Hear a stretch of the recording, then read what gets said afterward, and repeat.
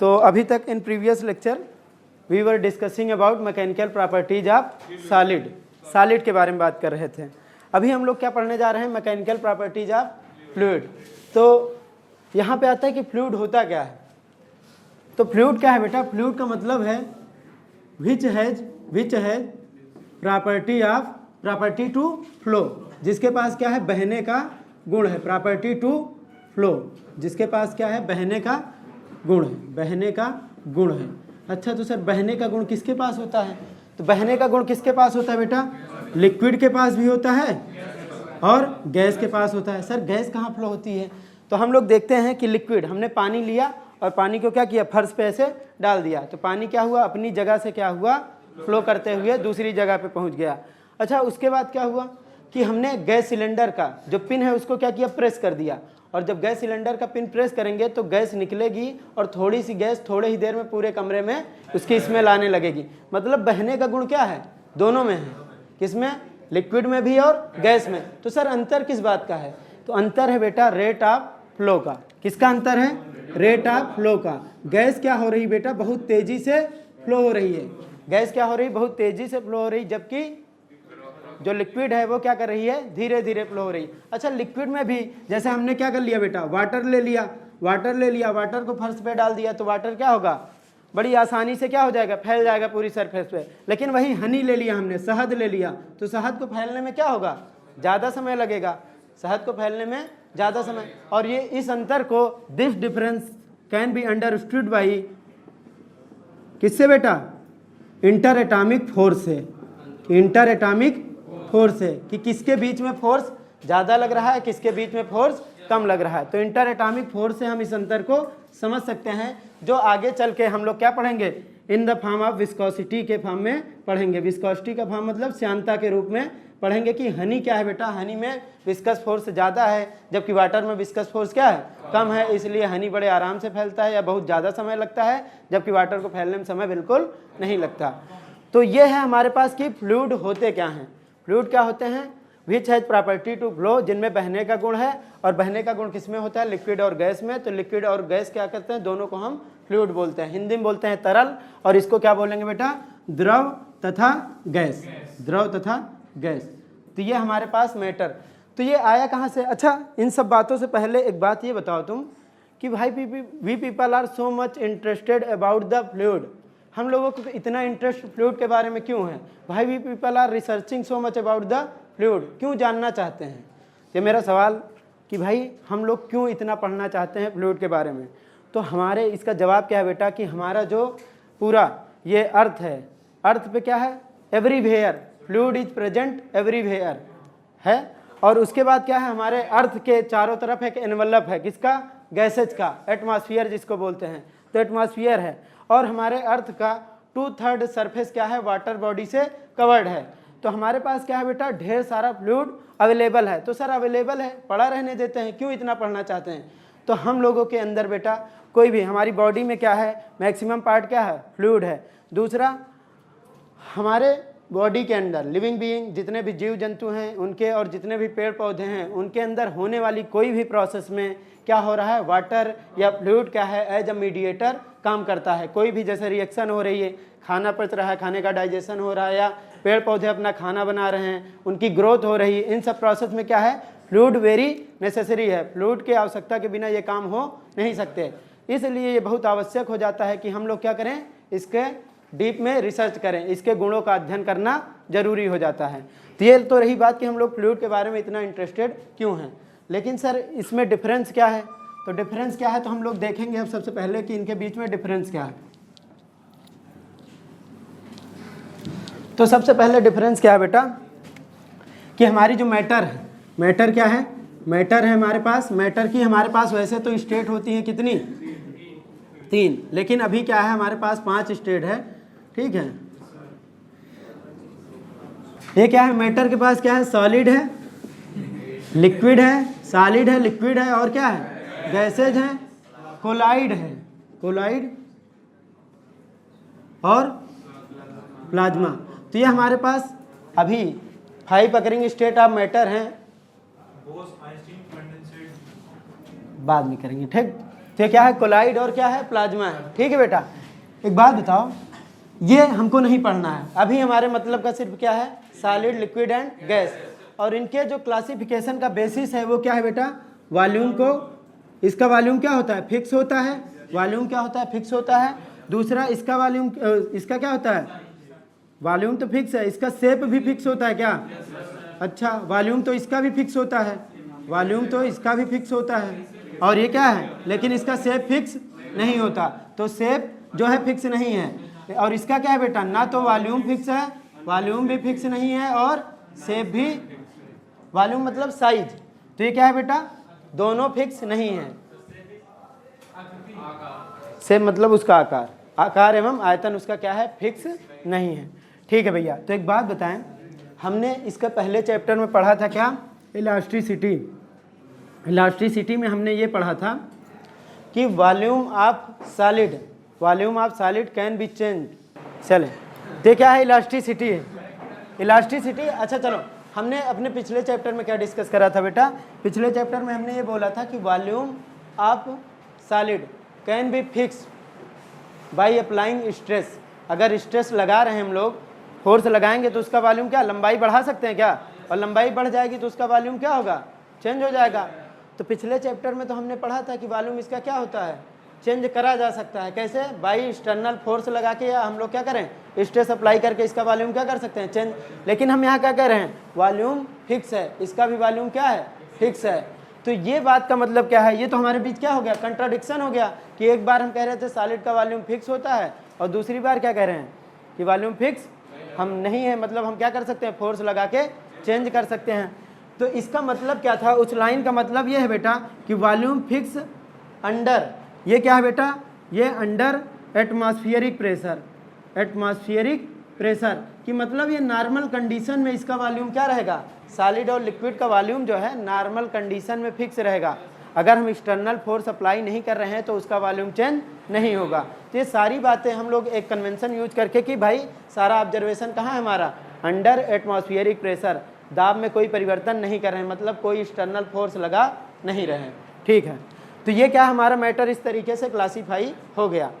तो sir volume इसका fix है और इसका वॉल्यूम भी फिक्स है अंडर एटमॉस्फेरिक प्रेशर, सर इसका शेप फिक्स है और इसका शेप फिक्स क्यों नहीं है, ये तो रिसर्च का विषय है कि भाई इसका शेप फिक्स क्यों नहीं है।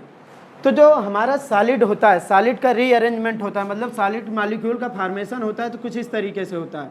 सॉलिड के मॉलिक्यूल इस तरीके से लगे होते हैं बेटा, सॉलिड के मॉलिक्यूल क्या होते हैं।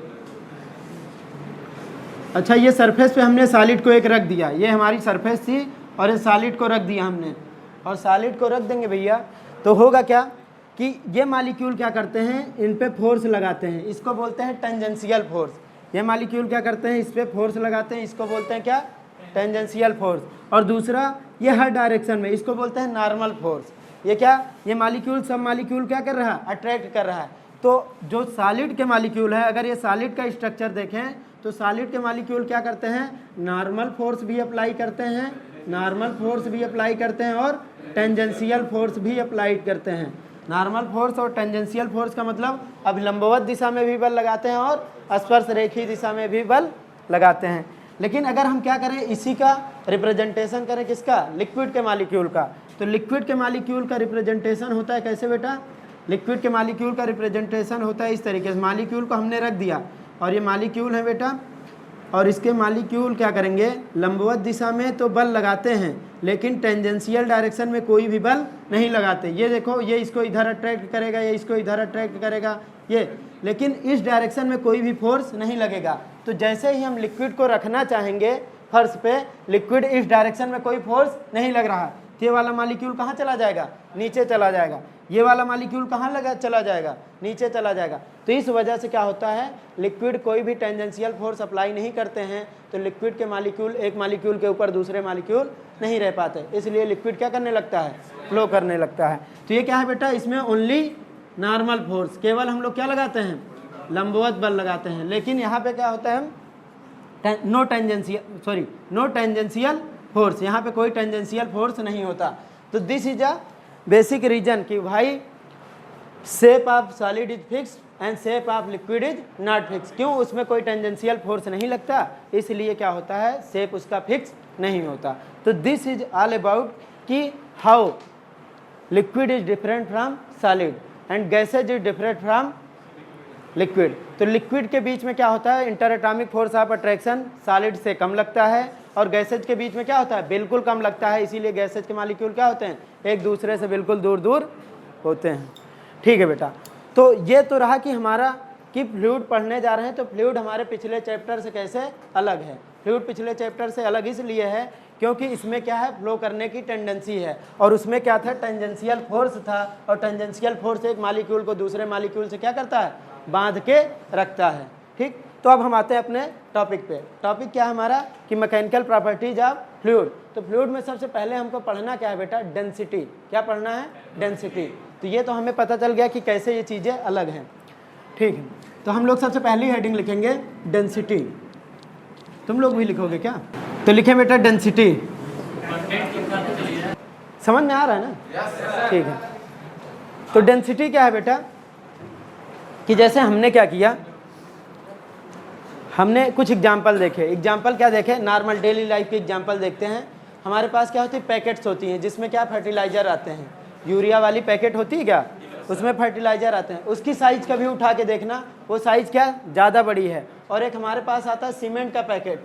सीमेंट का पैकेट, उसका साइज़ क्या होता है, यूरिया वाली पैकेट से छोटा होता है। जबकि तुम वेट करने जाओगे तो वेट इसका भी क्या है, 50 kg है, और इसका भी मास कितना है, 50 kg।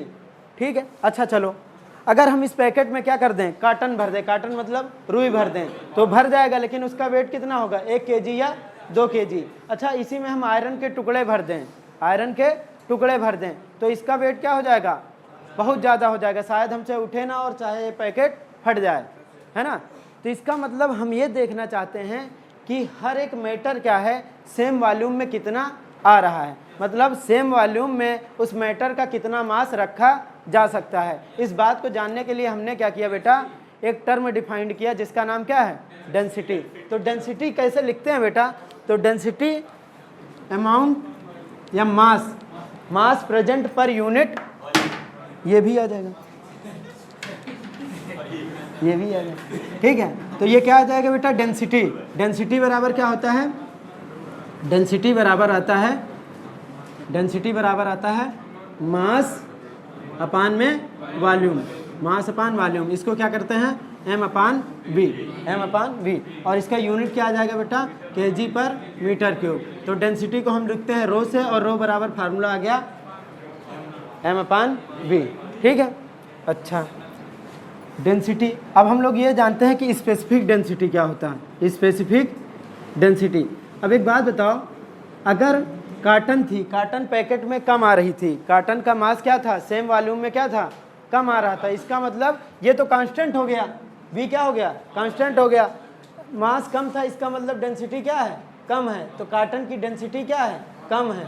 और अगर आयरन भर दिए तो आयरन क्या है, हमसे उठ ही नहीं रहा था, इसका मतलब सेम वॉल्यूम में आयरन का मास क्या है, बहुत ज़्यादा है, और बहुत ज़्यादा है तो उसकी डेंसिटी क्या है, ज़्यादा है। अच्छा, डेंसिटी आती कहाँ से बेटा, तो डेंसिटी आती कहाँ से है, डिपेंड करता है कि जो उसके कॉन्स्टिट्यूएंट पार्टिकल हैं वो कितने पास पास हैं या दूर दूर हैं। तो अगर हम काटन को उठा के देखेंगे तो काटन के 1 से 2 पार्टिकल के बीच में एयर बहुत ज़्यादा होती है, उनके बीच में स्पेस क्या है, बहुत ज़्यादा है। जबकि आयरन मटेरियल उठा के देखेंगे तो उनके मॉलिक्यूल्स के बीच में क्या होता है, बिल्कुल भी इंटर एटॉमिक स्पेस नहीं होता। तो अगर मॉलिक्यूल पास पास में हैं तो फिर ज़्यादा मॉलिक्यूल सेम जगह में आ जाएंगे, और अगर मॉलिक्यूल क्या हैं, दूर दूर हैं, तो फिर उतनी ही जगह में कम मॉलिक्यूल आएंगे, उनका मास कम होगा, मास कम होगा तो डेंसिटी। क्लियर? ठीक।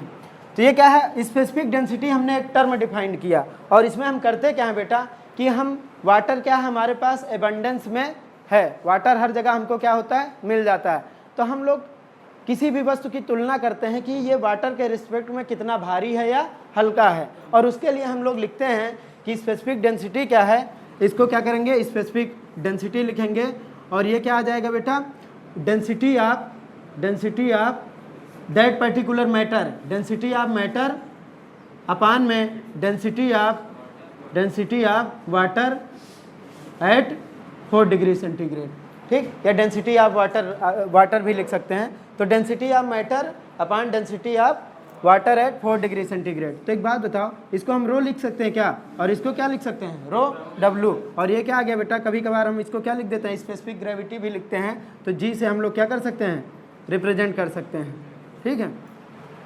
अच्छा, अगर ये स्पेसिफिक ग्रेविटी है बेटा, इसका मतलब क्या है, अगर डेंसिटी ज़्यादा है, मान लेते हैं कोई मैटर है जिसकी डेंसिटी क्या है, ज़्यादा है, डेंसिटी ज़्यादा है तो रो की वैल्यू क्या होगी, रो डब्लू से ज़्यादा आएगी, और रो अपान रो डब्लू करेंगे तो क्या आ जाएगा, ग्रेटर देन 1 आ जाएगा क्या। तो अगर किसी चीज़ की डेंसिटी क्या है बेटा, ज़्यादा है, तो उसके लिए स्पेसिफिक डेंसिटी का मान क्या आएगा, 1 से ज़्यादा आएगा। और अगर रो ये क्या आ जाए, रो कम है और क्या रो डब्लू ज़्यादा है, तो रो अपान रो डब्लू की वैल्यू क्या आ जाएगी, लेस देन 1 आ जाएगी। और अगर किसी भी चीज़ की डेंसिटी क्या है, कम है वाटर की डेंसिटी से, तो उसके लिए स्पेसिफिक ग्रेविटी का मान क्या आएगा, 1 से कम आ जाएगा। ठीक है, तो ये है स्पेसिफिक ग्रेविटी। अच्छा, हम लोग देखना चाहते हैं कि कुछ डेंसिटी नोट कर लें। हम लोग क्या कर रहे थे कि स्पेसिफिक डेंसिटी क्या है, एक टर्म डिफाइन किया कि कोई भी मैटर क्या है, वाटर से हल्का है कि भारी है, और हमने वाटर से कंपैरिजन कर लिया कि वो वाटर से क्या है, क्या है, हल्का है या भारी है। इधर देखो, अब हम अगर डेंसिटी नोट करें बेटा, डेंसिटी क्या करें, नोट करें, तो डेंसिटी किसकी, अगर हम वाटर की लिखना चाहें तो जो प्योर वाटर है, प्योर वाटर की डेंसिटी जो होती है 1000 kg पर मीटर क्यूब। अगर हम सी वाटर की डेंसिटी लिखें, सी वाटर की डेंसिटी, तो सी वाटर में क्या होता है, कुछ साल्ट कंटेंट होता है, और साल्ट कंटेंट होता है तो उसकी डेंसिटी क्या होती है, नॉर्मल वाटर से ज़्यादा होती है, और नॉर्मल वाटर से ज़्यादा होती है तो ये होता है बेटा, इसको ऐसे लिखते हैं 1030 kg पर मीटर क्यूब। या अगर ऐसे लिखना चाहें तो इसको हम ऐसे भी लिख सकते हैं 10⁻³ kg पर मीटर क्यूब, और इसको लिख सकते हैं 1.03 × 10⁻³ kg पर मीटर क्यूब। तो इस तरीके से हम लोग, अच्छा जो एयर है, सर एयर की भी कुछ डेंसिटी होती है, तो हाँ भाई एयर की भी डेंसिटी होती है, और एयर क्या होता है, हल्का होता है, किससे, वाटर से तो बहुत हल्का होता है। तो जो एयर की डेंसिटी होती है बेटा, वो होती है 2.9 kg पर मीटर क्यूब, kg पर मीटर क्यूब। अच्छा, इसका मतलब क्या है, इसका मतलब यह है बेटा कि हमने एक क्यूब बनाया, कैसे, 1 मीटर लंबाई, 1 मीटर चौड़ाई और 1 मीटर ऊंचाई का क्या बनाया है, क्यूब बनाया, और उसमें वाटर रख दिया, तो उसमें वाटर कितना आएगा, 1000 किलोग्राम। मतलब एक क्यूब बनाए जिसकी डायमेंशन कितनी हो, 1 मीटर, 1 मीटर लंबा, 1 मीटर चौड़ा और 1 मीटर, क्या रहे हो तुम, 1 मीटर ऊंचा। तो इसका क्या आएगा, इसमें कितना वाटर आ जाएगा, 1000 kg। अगर इसी में सी वाटर रख देंगे तो कितना आ जाएगा, 1030 kg। और अगर हम 1 मीटर क्यूब में एयर ले आके भर दें तो उसका मास कितना होगा, केवल 2.9 kg। मतलब क्या होता है, 1. हाँ, ये क्या है बेटा, ये 1.29, ठीक है, तो 1.29 kg पर मीटर क्यूब है। ठीक है, वेट डेंसिटी, वेट डेंसिटी। इसके बाद हम लोग जैसे इधर निकाले थे हम लोग, क्या मास डेंसिटी निकाले थे, इधर क्या निकाले थे हम लोग, मास अपान वॉल्यूम। इसी तरीके से अगर हम उसका वेट अपान वॉल्यूम कर दें तो क्या आ जाता है, वेट डेंसिटी। तो वेट डेंसिटी क्या आ जाएगा बेटा, वेट पर यूनिट वॉल्यूम। तो वेट डेंसिटी लिखना चाहे तो हम लोग क्या लिख सकते हैं, mg अपान में v।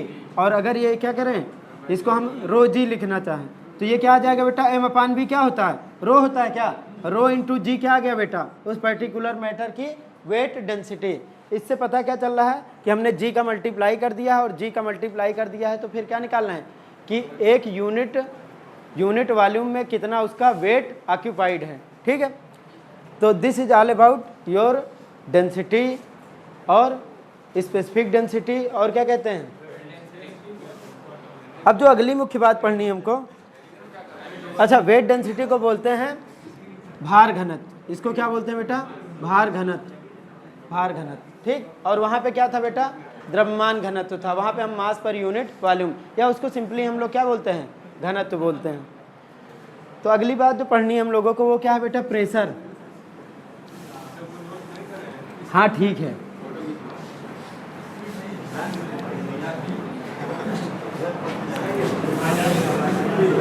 प्रेशर है बेटा, प्रेशर। ये क्या है? प्रेशर। तो एक बात बताओ, प्रेशर, सिंपल सा एग्जांपल लेते हैं। तुम्हारे पास क्या होगा? बाल्टी होती है, बाल्टी में हम लोग क्या करते हैं? पानी भर के निकालते हैं। पानी भर के एक जगह से दूसरी जगह लेके जाना होता है। तो बाल्टी का जो हैंडल होता है वो अगर बहुत पतला होता है तो तुमको क्या लगता है?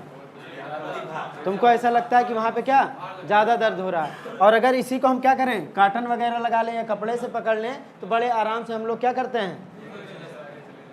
तो अगर कहीं पे लिक्विड रखा जा रहा है बेटा, कहीं पे भी लिक्विड रखा जा रहा है तो वो क्या करेगा?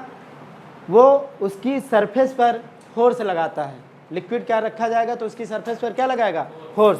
तो मान लेते हैं कंटेनर है बेटा, ये क्या है? कंटेनर है। और कंटेनर में हमने क्या कर दिया बेटा? लिक्विड भर दिया। हमने इस कंटेनर में क्या किया? लिक्विड भर दिया। अच्छा, तो कंटेनर में लिक्विड भर दिए बेटा, तो एक टर्म डिफाइन करते हैं थ्रस्ट। लिक्विड क्या करता है बेटा? थ्रस्ट लगाता है। और थ्रस्ट क्या होता है बेटा? थ्रस्ट, हाँ, ये क्या है? Force applied by, force applied by, force applied by liquid, force applied by liquid on the surface of container, on the surface of, on the surface of container, on the surface of container. ये क्या है? जो thrust है बेटा वो क्या है कि जो लिक्विड रखा गया है, लिक्विड उसकी सरफेस पर क्या करेगा? अरे भाई उस पर फोर्स लगाएगा। और जो प्रेशर है ये क्या है? इफेक्ट ऑफ थ्रस्ट है। ये जो इफेक्ट है, इफेक्ट ऑफ क्या है? थ्रस्ट है। ये जो थ्रस्ट या जो फोर्स लगा रहा था किस पे? सरफेस पर। सरफेस पर जो फोर्स लगा रहा था उसका कितना इफेक्ट आएगा, एंड दैट वो जो इफेक्ट आएगा वो किस पे डिपेंड करेगा बेटा?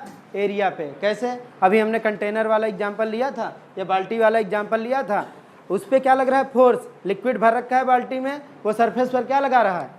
फोर्स लगा रहा है। और उसका अगर हमने क्या पतले से हैंडल को पकड़ रखा है तो उसका इफेक्ट तुम पे ज़्यादा आ रहा है। और उस पर हमने क्या लगा दिया? काटन लगा दिया या कपड़ा लगा दिया, तो उसको हम इजीली क्या कर रहे हैं? पकड़ सकते हैं। इजीली हम एक जगह से दूसरे जगह ले जा सकते हैं। इसका मतलब जो फोर्स तो सेम लग रहा था लेकिन उसका जो इफेक्ट आ रहा है वो किस पे डिपेंड कर रहा है? एरिया पे। अगर एरिया ज़्यादा होगा तो इफेक्ट क्या होगा? कम होगा। और एरिया कम होगा तो इफेक्ट क्या होगा? तो हमने प्रेशर टर्म में डिफाइंड किया force acting per unit area. Force क्या है बेटा? प्रेशर क्या है? प्रेशर बराबर क्या है? फोर्स अपान में एरिया। तो ये क्या आ गया हमारे पास? प्रेशर का। अच्छा, प्रेशर बराबर क्या है? जैसे हमने कहा क्या कि भाई ए इंटायर, इसका एरिया, क्रॉस सेक्शन एरिया क्या था? ए था। और इस पे जो फोर्स लग रहा था, ये फोर्स कितना लग रहा था? हमने मान लिया एफ लग रहा था। तो ए एरिया पे कितना फोर्स लग रहा है? तो यूनिट एरिया पे कितना लगेगा? एफ अपान ए। और इसी जो यूनिट एरिया पे फोर्स लगता है उसे क्या बोलते हैं? प्रेशर। ठीक है, तो इसकी अगर यूनिट लिखना चाहें तो यूनिट क्या आ जाएगी? न्यूटन पर मीटर स्क्वायर, या इसी को क्या कहते हैं? पास्कल भी बोलते हैं। इसी को क्या बोलते हैं? पास्कल बोलते हैं। लेकिन पहले हम कुछ एग्जाम्पल देखते हैं कि प्रेशर का इफेक्ट क्या होता है, कंसेक्वेंसेज ऑफ प्रेशर, प्रेशर के परिणाम क्या हैं। तो देखें, पहले हम लोग क्या करें? एक कील लें, और कील का शेप कैसा हो बेटा? कील का शेप ऐसा हो। कील का शेप क्या हो? बिल्कुल ऐसा हो। और हम इसको हैमर से क्या कर रहे हैं? हैमर से कील को वुड में इंजर्ट करना चाह रहे हैं। हम क्या कर रहे हैं? कील को लकड़ी में ठोकना चाह रहे हैं। तो हमने हैमर से मारा, सेम फोर्स अप्लाई कर रहे हैं, ये इंजर्ट नहीं हो रहा है। लेकिन हमने इसका क्या किया बेटा? क्रॉस सेक्शन एरिया कुछ इस तरीके से कर दिया, इसका एरिया कम आ गया। अब जिस सरफेस पर हम क्या करेंगे? इंजर्ट करना चाहेंगे, उसी फोर्स से ये क्या हो जाएगा? इंजर्ट हो जाएगा। इसका मतलब जो फोर्स का इफेक्ट आया यहाँ पे इस समय क्या है? एरिया कम होने से क्या हो गया? ज़्यादा हो गया। ठीक है, तो ये पहला इफेक्ट। दूसरा एग्जाम्पल हम लोग देखते हैं।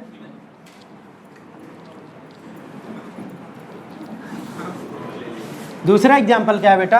कि हम लोग जो रेलवे ट्रैक होते हैं, रेलवे ट्रैक होते हैं, हम लोग इस तरीके से, रेलवे का ट्रैक है।